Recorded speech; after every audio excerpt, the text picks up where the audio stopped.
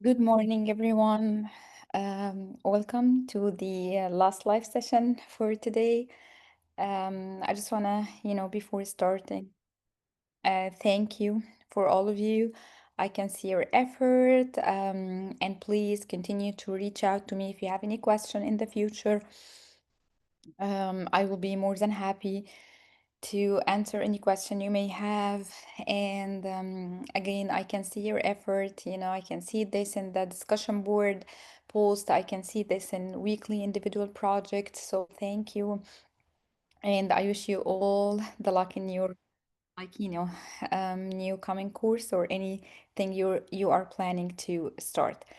Today is very, the last topic, and I think it will tie everything together we already took, so it's not that hard. It's actually about dynamic pricing in managerial economics, and I think we already have an idea about how a seller like usually can charge different price. We already should understand the price discrimination at this point, and this is very much related to price discrimination. So let's start. So first of all, we need to understand that managerial economics is very much related to like pricing. We have different pricing strategies, and it's not like just one price. It's never going to work that way. So we have different pricing strategies to achieve the business objectives, okay? And we understand at this point, especially we are in the last week, actually the main business objective is to maximize profit, okay? Definitely, we have other other business objectives that we can talk about, like, increasing the market share if we are limited number of seller, or managing demand as well. But the main one is to maximize profit. Okay. So, managerial economics, we understand that it actually ties the abstract economic theory to practical business management. And this is actually the dynamic pricing is one of the most important tool that can make this. Okay. So, what effective pricing require? Okay, so what does effective pricing require? It actually requires a deep understanding of many factors. So the first one definitely is cost to set the price, right? Customer value, how much customer value the product, competition in the market, and finally, or last but not least, because it includes like sub factors, which are the market. Okay. So for those who just joined, today we are going to focus on dynamic pricing. So what is dynamic pricing? I think by, definition, or just if you just read dynamic pricing, you should have an idea about, okay, we gonna change the price is not fixed. Dynamic pricing is also known as surge pricing, demand pricing, or real time pricing. But the one that I like most is demand pricing because it highly depends on the demand. Okay, dynamic pricing is highly based on demand. Okay.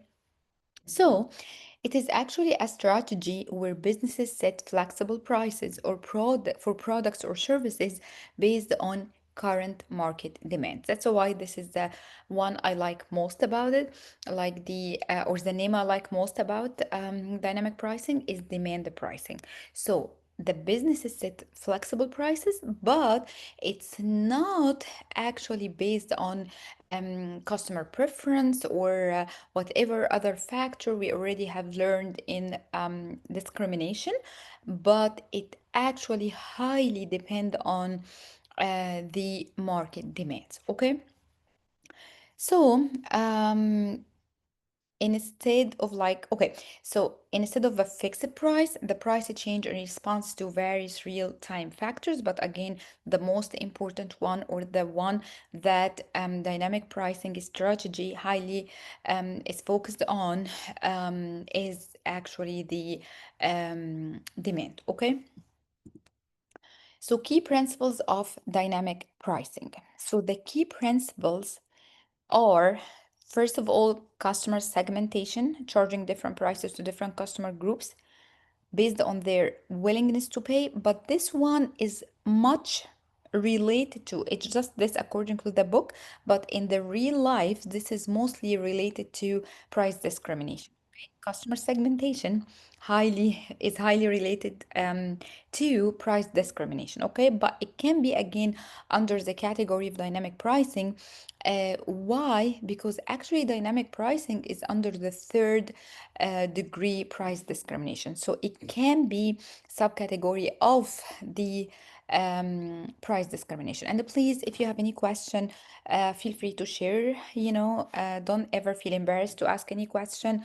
um, Sometimes it's just confusing, or you just need to know maybe a small piece of information that will help you better understand the full picture and the full difference between price discrimination and dynamic pricing.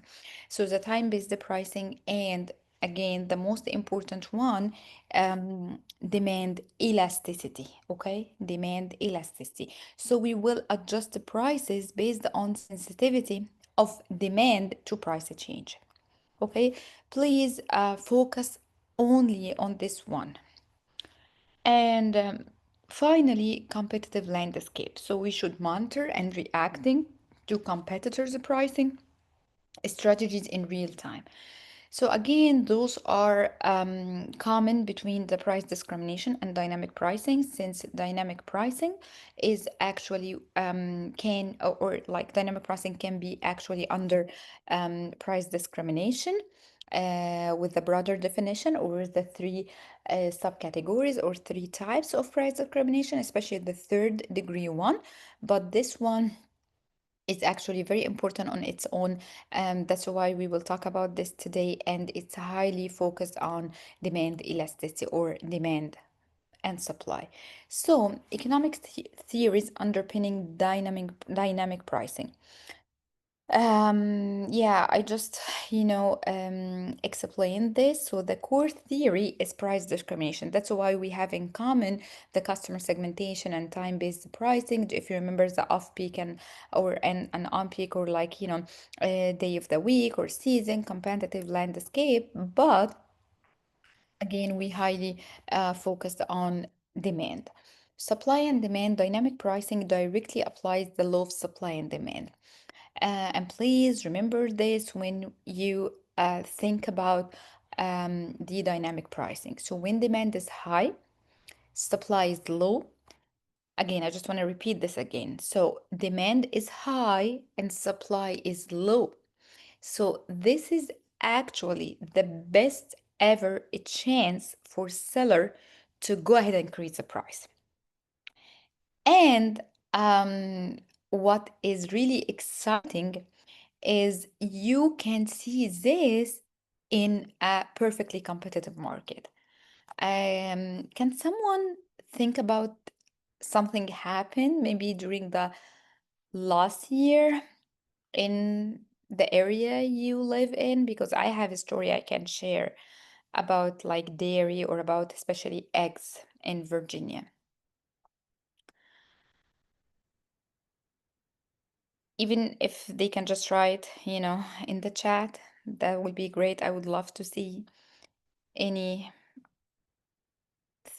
like you can think about it, when to make it easier when the demand is high and supply is low, and you see that the price actually rises in, you know, the grocery store, for example. It's something with, or can be sold in a perfectly competitive market.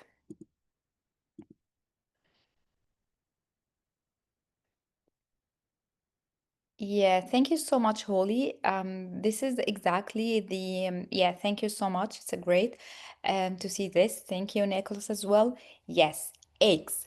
So even though eggs, um, like, supposed to be in a perfectly competitive market, we don't have difference between this egg and the other egg. Everything is coming from a chicken. But I actually, especially in Virginia, last year, we experienced like very short supply of eggs, or let's say it in general, dairy product and eggs, milk and eggs. So what happened is it's something, it's like shock to the market that the price of eggs is actually skyrocketing, right? So like, if you used to get the like dozen of eggs for like I don't remember, like it varies from organic to non-organic or whatever, but maybe for two something, it depends. So on like where you live, so you will find that it actually, or we found that it's actually the price was like almost $6. Okay, so it's actually doubled or more than doubled. So this is actually the best chance for sellers to apply dynamic pricing, because not only the demand changes or the demand increase, because if we can think about it in economic way, the demand didn't change, but what happened is why you see a lot of people are waiting to get eggs, like waiting in front of like a fridge, or waiting somewhere in the grocery store to be able to get eggs, and we have limited a number of eggs per seller, because not only the demand changed, no, the demand maybe didn't change, but the supply, okay, like changed. So we have very low supply, or the supply is now very low for any reason, maybe increased like raw material, if it's not eggs, definitely, or processing material, like a lot of like factors. So by the end, the conclusion is only one: the supply. We have shortage in the supply of eggs, so the demand is like high, or it's already like a lot of people are trying to get eggs. So this is the best, again, a chance for sellers to apply dynamic pricing and increase the price. Okay, and we can see actually the opposite scenario when demand is low and supply is high, or maybe abundant, so prices fall to stimulate sales.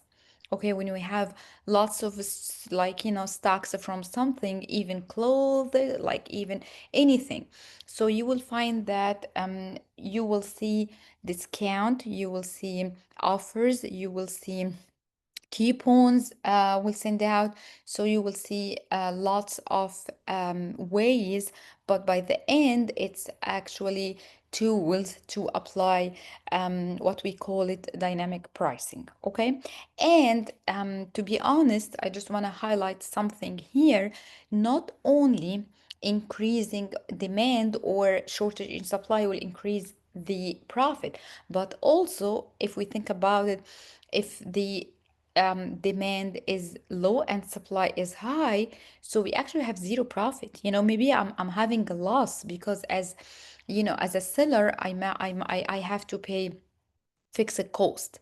I usually want to like uh, like give a hint or try to connect everything we have learned in this course in every example I'm giving to you. So when you think, when you just, so let's mute all. Okay. Um, so when you think about, okay, we have high supply and we have low demand, so I actually am making loss because I have to pay fixed costs, such as like rent, such as like salaries, such as like electricity bills, rent. So I have so many fixed costs that I have to pay. So if I am not taking money, if the cycle of the production there is no money in, and always there is money out, so I'm making loss. So if I try to apply dynamic pricing, but by even decreasing the price or make some offers or coupons or whatever, so this will actually transfer or like, transfer my loss to maybe zero profit, maybe a little bit of income, yeah, at least to cover the fixed cost. So this is actually the way you have to think about it. And please, again, if you have any question, stop me and ask. I will be more than happy to ask, to reply, and to answer any question you may have. Especially again, today is not the last chance because we still have one more office hours, but this is our last live session. So please, I would love to see any question. Okay, so the good question will be, what is the difference between price discrimination and dynamic pricing? So, price discrimination is when a seller charges different prices to different consumers for the same product, but not because costs differ, but because willingness to pay differs. So, in another word, we understand that price discrimination is actually based on customer segmentation, time-based pricing, competitive landscape. But and the most example we have learned so far are student discounts, senior discounts, airline tickets being cheaper for early buyers, and so on. So we have the first degree, we have the second degree, we have the third degree, which price dynamic is actually under the third degree. Okay, so dynamic pricing is when prices change over time, but remember, based on demand. So we should now, have sense of, understanding the difference between the dynamic pricing and the price discrimination. And the connection is dynamic pricing can enable price discrimination, absolutely. And, you know, dynamic pricing is actually a very vital strategy that seller usually uses that can implement price discrimination, but the two are again not identical. Okay, so we have to remember that not all price discrimination is dynamic pricing. And we have the types of dynamic pricing. So we have the time-based pricing, we have the segmented pricing, so we have the peak pricing, we have the penetration pricing, and we have the competitor-based pricing. This is extra information that you may love to read about it, that you may find interesting to learn about it. So please read it if you have time. So the more important is actually to understand factors influencing dynamic pricing decisions or strategies. So since it's highly depend on demand, so the first of all, we should understand the most fundamental factor. Higher demand allows for higher prices. So again, remember it's highly connected to demand. Then after demand, time of day of the week, seasonality, and time until consumption really matter as well. And finally, competition. Prices set by competitors for similar products or services definitely will affect the way I will apply dynamic pricing, or, from the beginning, whether or not I'll be able to apply dynamic pricing. Or, in another word, let's say that if the other I will apply dynamic pricing, but higher, lower, the same will actually be highly depend on the prices set by competitors selling the same product or actually offering the same service. Okay. So other factors I just gave you an example of should be inventory levels. If I have high inventory, customer location, weather forecasts, and even specific events or holidays. Weather forecasts, I think I'm trying to pick the factors that we, maybe all of us had like an experience with before. So when, for example, there is a weather forecast that actually is telling us that tomorrow or for the next week we will have a snowstorm. So everyone is running to the grocery store to pack their fridge with, like, whatever they can, get, like anything like dairy products, maybe even the pantry, pasta, maybe meat, maybe everything. So at this point, if it's really like, we have a high possibility of a storm coming tomorrow. So sellers at this point can increase the price, okay? Because the demand, what happened when you have something like this, in your area or in your like county or state? So absolutely demand increased. Why? Because all people in the area are trying to get like almost the same products at the same time, okay? So, data analytics and technology in dynamic pricing. So, in this era we live in right now, so the dynamic pricing, or let's call it modern dynamic pricing, is impossible without advanced technology. Okay, so we can use AI, we can use predictive analytics, like forecasting future demand based on like previous demand, based on the history of demand. Okay, identifying pricing opportunities, using a specific algorithm to automatically adjust the prices, automation as well. So implementing a price changes instantly across various platforms. So, and the most basic one is gathering data on customer behavior, sales history, competitor prices, and market trends. So by the end, I want to say something.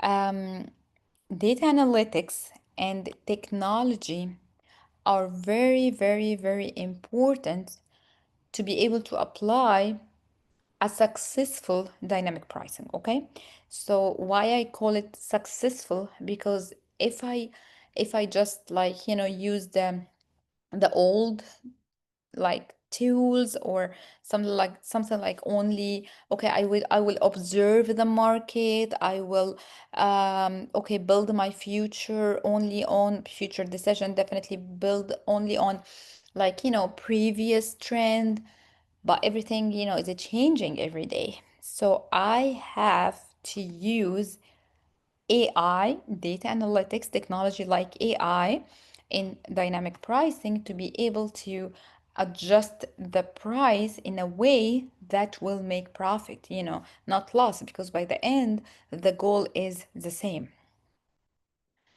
Okay, so in addition to the main thing that everyone now is familiar with, which is the benefits of, or one of the benefits of implementing dynamic pricing, increased revenue and profit. Definitely, I keep like, saying this again and again. So the main goal is to increase profit or increase revenue or whatever. But there are also other factors that will be very, very like successful or very, very effective, the way I'm using this, if I implement dynamic pricing. So remember the example I just gave you about, the inventory.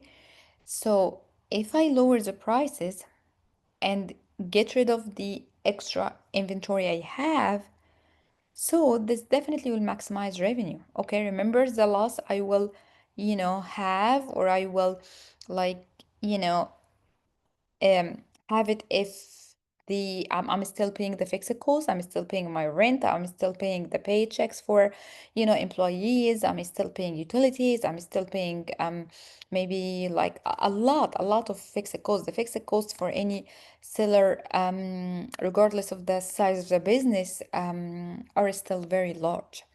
So if applying or implementing dynamic pricing at certain point will allow me to get rid of the extra inventory I have or the excess inventory I have, this is actually a great revenue or a great actually profit, right? And finally, or the last thing or the last benefit I want to mention here is it actually increase the market or enhance or improve the market insight. So, the constant adjustment and monitoring of prices provide a valuable data on customer behavior and demand. So then you may have the right information to use in the future if you keep like monitoring the market and you keep like making adjustments, so you will have the experience. That's why experience is very very important. So by the end, I want to say that we have, or as a seller, we have benefits from implementing dynamic pricing.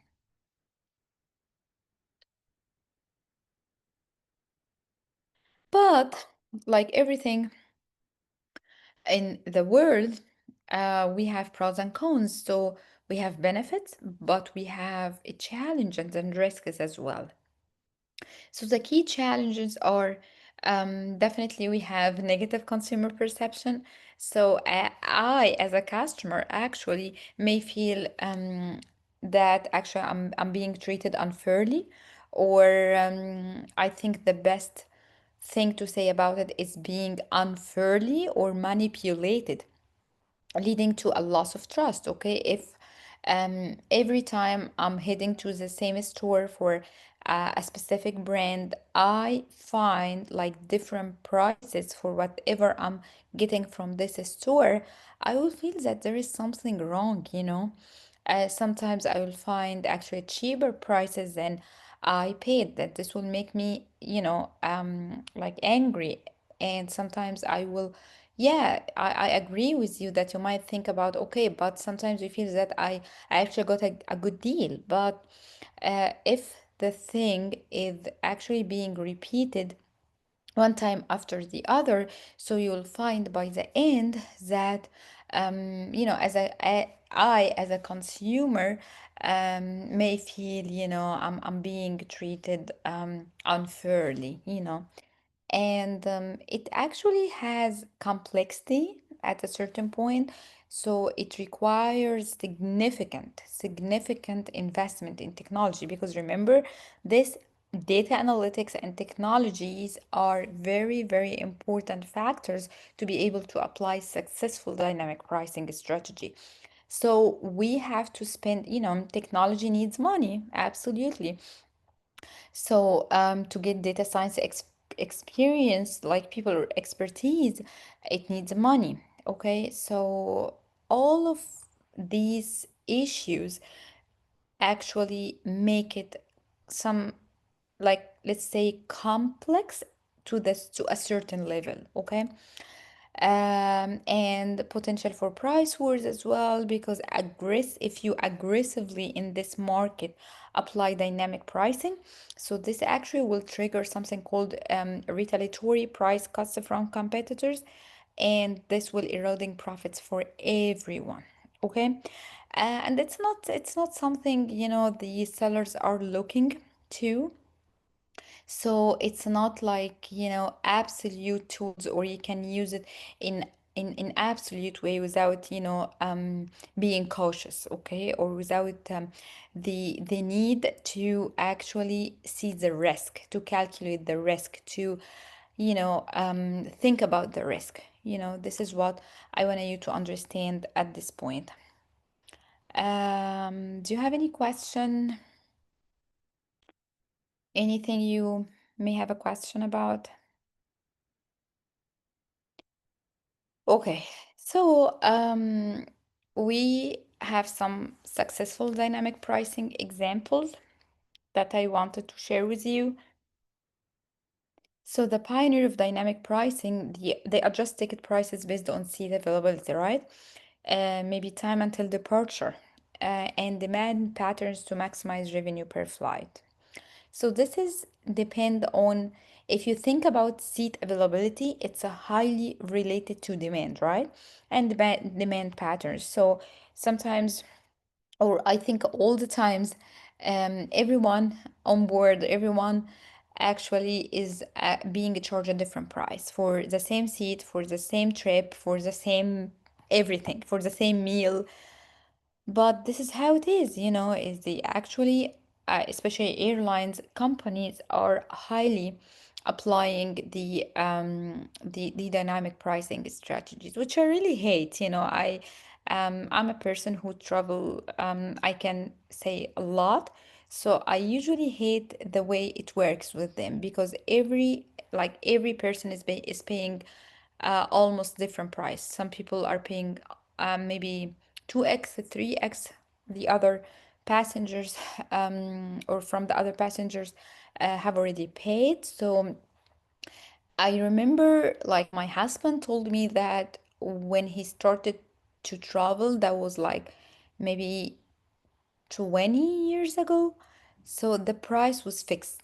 It just fixed by actually the period of time you will stay there. So if you are traveling, for example, if you have international flight and you will stay overseas for 1 month, the price is okay, 200. If you are going to stay 2 weeks, the price is 300. If you are going to stay longer, so this is how it works. So I think it was kind of fair, because everyone um, being charged the same price, actually, all those people have something in common, which is the period they are going to travel. But now it's just like crazy. Sometimes you get a ticket, and then after, maybe a week or something, the price drops and then increases. So it's kind of like crazy, the dynamic pricing and how it works. And ride sharing, so services like Uber and Lyft use surge pricing to balance supply and the demand.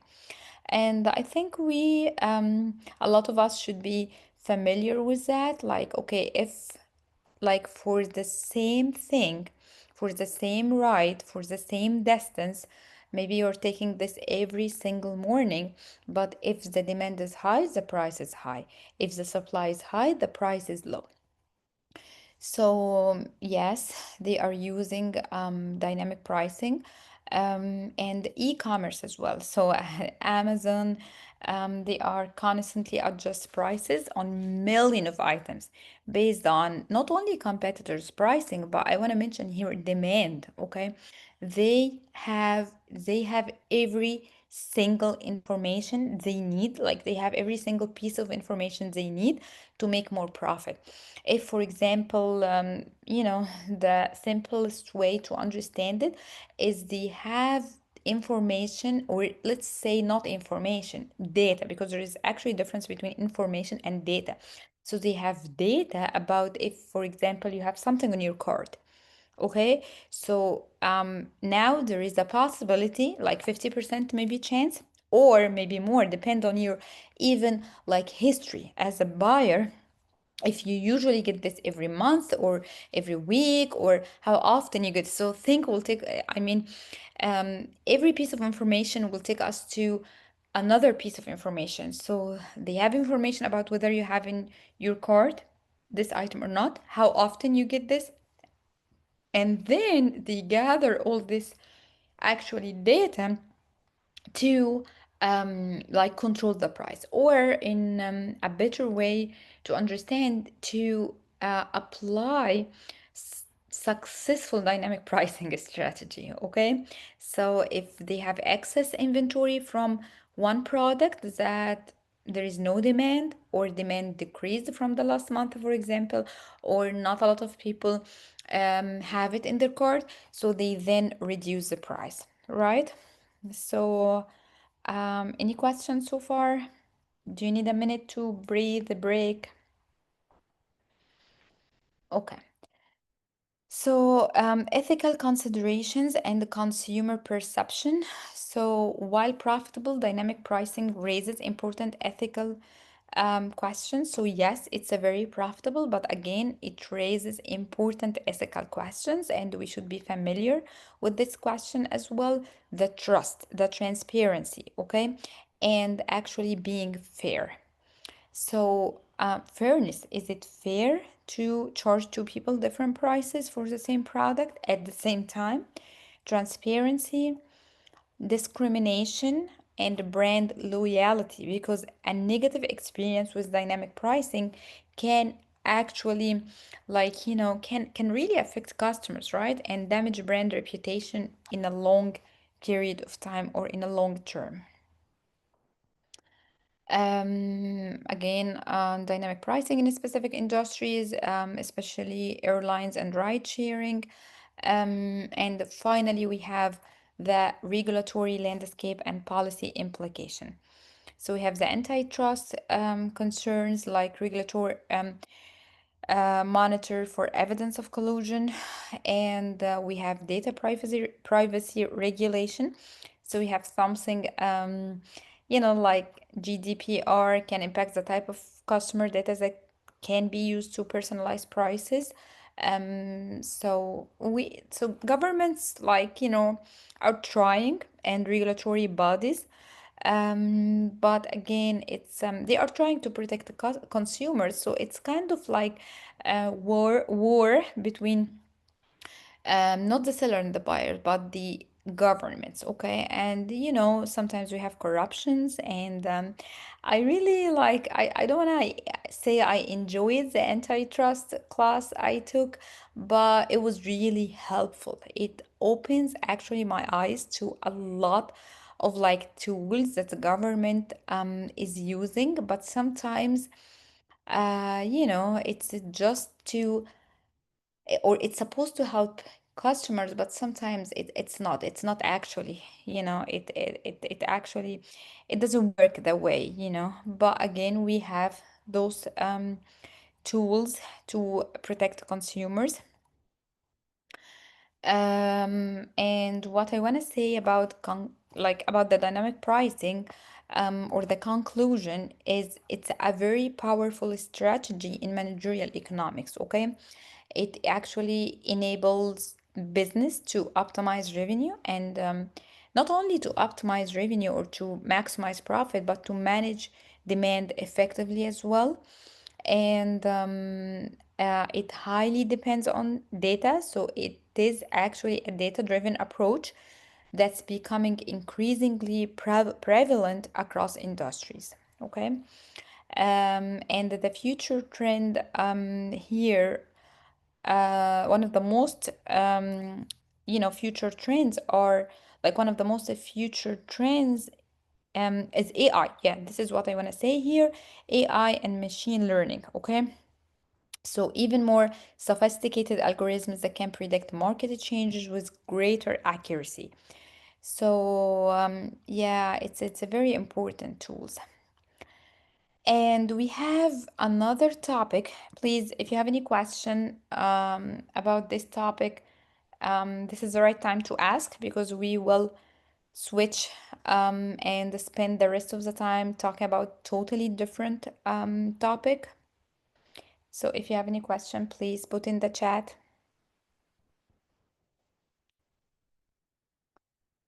Okay, so even if we have, or every day we have a new tool to predict the future, to predict the demand in the future, but we still have the rule of thumb.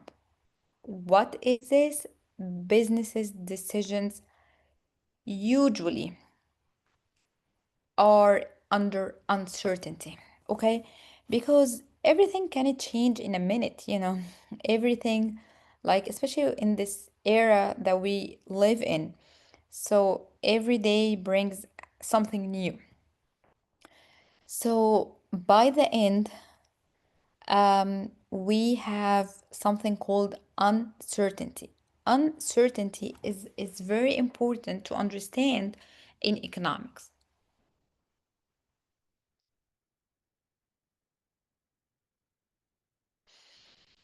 So the language of uncertainty, probability. So we have to understand the basics. So to make a smart decisions in an uncertain world, we first need a way to measure and talk about the uncertainty, right? So if you have ever took a class of statistics, so now you understand what I mean. Probability. Probability is the main tool for understanding uncertainty, okay? Or to deal with uncertainty. So, what is the probability, right? So, simple example is a coin toss. If you flip a coin a million times, or let's say one time, so you'd expect about like 50% chance to be head and 50% chance to be tail. So the probability of head is if it's one time, so like 1/2 because we have two probabilities. If it's a million times, so it will be 500 divided by a million, so it's a 50%, right? So yeah, so we have to know that there are I just want to try to I'm trying to think about a way to make it easy for you. So more often we find the probability by counting. Okay, so for two heads in two tosses, there are four possible outcomes. Like if we have two tosses and two, like two, the probability of two heads should be, okay, how can I know this? So the four possible outcomes are head head, head tail, tail head, and tail tail. So only one is successful every time. So then the probability of having two heads should be 1/4. So the four is the four possible outcomes, and the head is the possibility or probability of having only one, option. So the two golden rules of probability. Rule one, probabilities are between 0 and 1. Okay, so if you go here, so the probability is should be under 1. Okay, it's between 0 and 1, and all probabilities sum to 1. So here, sorry, here's 1/4, 1/4, 1/4, 1/4. So the probability of having head head 1/4, 25%. Same thing for head tail, same thing for tail head, and same thing for tail tail. So all of them should sum to 1.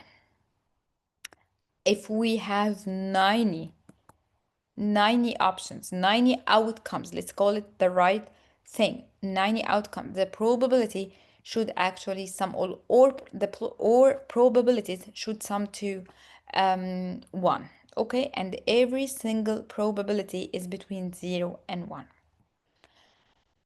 So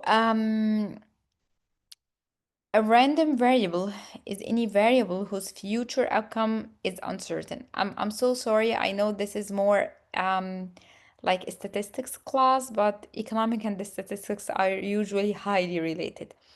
So for a manager, this could be next quarter's sales. This is a random variable that I want to know.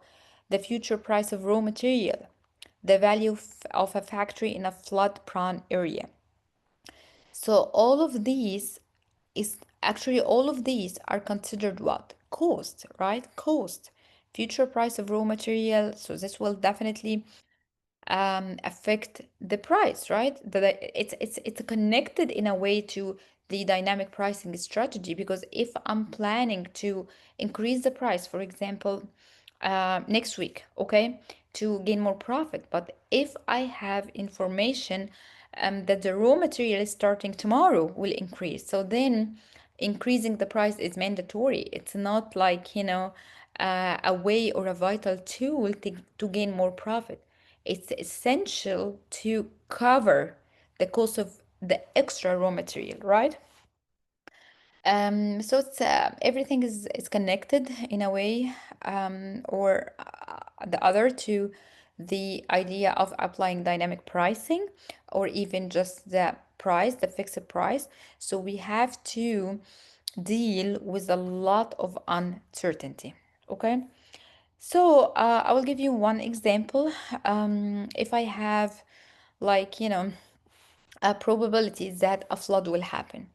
So the value of the factor cost 30 million. With the flood, okay, or there is a 90% probability that the flood will happen. Sorry, the flood will not happen, but there is a risk of 10% that a severe flood will happen.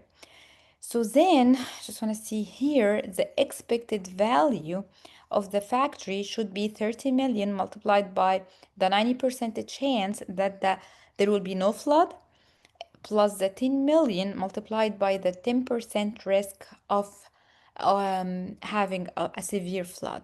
So then the expected value is 28 million, right? Using this formula. So how to calculate it? It's just a weighted average of the possible outcomes, okay? And the weights are the probability of the outcomes. So this is the weight, the probability of outcome or a certain thing that will happen like a flood. Okay, but we have to notice that the factor will never actually be worth the 28. It's either 30 or 10, but the expected value is very important because this is an average, okay? So yeah, we have the same thing if we have the selling product in two countries, so probability of selling the price in country A and country B and the price. So this is another example, but I don't want to take you in such details, like tiny details in statistics. But we need to learn objective versus subjective probability. So the objective probability is actually, I just want to make sure. Okay. Sorry. Yeah. Okay. Where? Yeah, objective versus subjective.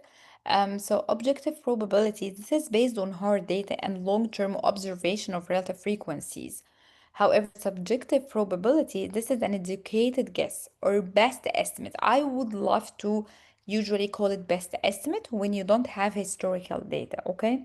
So for example, what is the probability your new unique product will be a success? You can't run the experiment, right? You must use your judgment, your experience, right? Your best estimate to understand. So this is how you should understand the difference between objective and subjective probability. And by the end, we need to maximize profit. I just want to, stress on this point before, ending this session for today. We need to maximize profit, but we have to add in unpredictable world. So making production decisions with random demand and cost. The cost of everything is changing now, especially in US, even the health insurance. Like just yesterday I was like with my mom helping her to pick the new insurance plan for her health insurance. So the premium increased actually from I remember it was like 800 last year to at least 1100 this upcoming year, like 2026. Not only this, but the out of pocket as well increased from 2000 to 8000. So it's usually like we actually are living in a world with, or let's call it unpredictable world, okay? So yeah, we have random demand, we have random cost, and we have a challenges, because the random demand, let's take it from, okay, as people, or as like my mom, she is actually having a hard time because the insurance highly, like the cost of insurance highly increased. But let's see what happens. She will switch to different plan. She will maybe lose her health insurance. So from the company, from the seller's point of view, they will have random demand. They will have a disaster this year, right? So yeah, it's really hard. So you have to understand that managerial economics is very hard topic. It's very hard to apply we have to maximize profit in all ways, so we have to use the expected value, and we have something called expected marginal revenue and expected marginal cost. Okay, so remember the rule that we should produce till the marginal revenue equals marginal cost. We have here something called expected marginal revenue and expected marginal cost. Okay, so we have to understand that the rule now is different. We have expected marginal revenue and expected marginal cost. Yeah, to reach this maximizing expected profit. So it's I know it becomes harder and harder to understand, but it's just a hint about how it really works if you decide to continue in economic track. And since we are running out of time, please, if you have any question, this is a very it's a very nice example from the book if you want to spend time reading this. And if you have any question, come to the office hours. And last topic that I wanna you to know that it will be very beneficial if you read about it, managing inventories and adverse events as well, and the inventory dilemma. So again, it's usually the slides are covering lots of topics in case you want to spend time reading about this. Thank you so much, and I'm here. I can stay if you have any question, if you need to talk to me, if you have any concerns, since this is the last week, if you need a push, if you didn't submit anything. But I see almost the majority of you already on track. But again, if you need to speak to me, stay or reach out, send an email or messenger, and I will, get back to you as soon as possible. Thank you so much. I really enjoyed the class with you. Thank you, Nicholas. Thank you, Wang. Thank you, everyone. I'm here. My email will be the same. And again, reach out if you have any question, even after the course. Thank you so much, everyone, and enjoy your day.